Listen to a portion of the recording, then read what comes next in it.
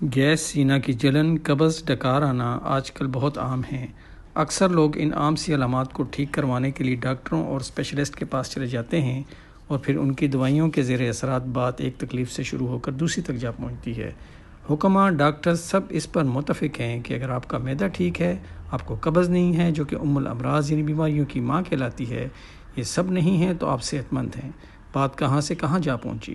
ہمارے والدین اللہ ان کو جنتوں میں اعلیٰ مقام دے، جب ہمیں اس قسم کی علامات کا سامنا ہوتا تھا تو وہ ہمیں سمپل سا گھریلو ریسپی استعمال کرواتے تھے جو میں آپ کے ساتھ شیئر کروں گا، بلکہ میرے کلینک پہ آنے والے اکثر دوستوں کو بھی اور ادویہ دینے سے پہلے یہ گھریلو جادوئی اثر ٹوٹکا استعمال کروایا کرتا تھا۔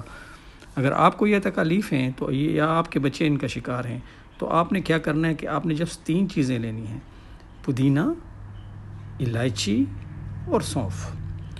آپ ایک پانی کے پتیلے میں 2 کپ پانی ڈال کر ابال لیں، اچھی طرح اس کو ابال لیں، اور جب وہ اچھی طرح ابل جائے تو آپ نے 1.5 چمچ جو ہے تو سونف اور 8-9 پتے پودینے کے اس میں شامل کرنے ہیں۔ الائچی بھی آپ نے اس کے اندر شامل کرنی ہے اور ان کو پانی میں ڈال کر اچھی طرح ابالنا ہے۔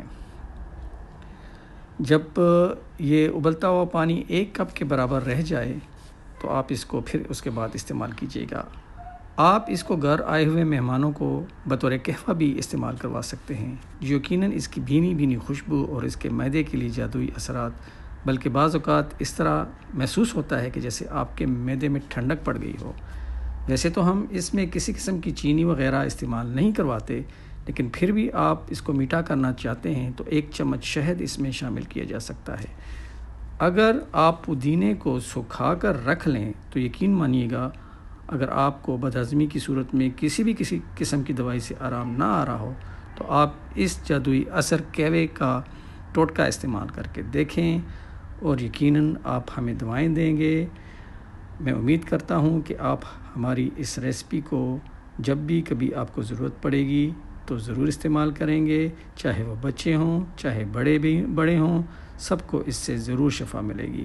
اللہ تعالیٰ آپ کو ہمیشہ شفائیں دے اور اپنے حفظ و امان میں رکھے۔ آپ کا ویڈیو دیکھنے کے لیے بہت شکریہ۔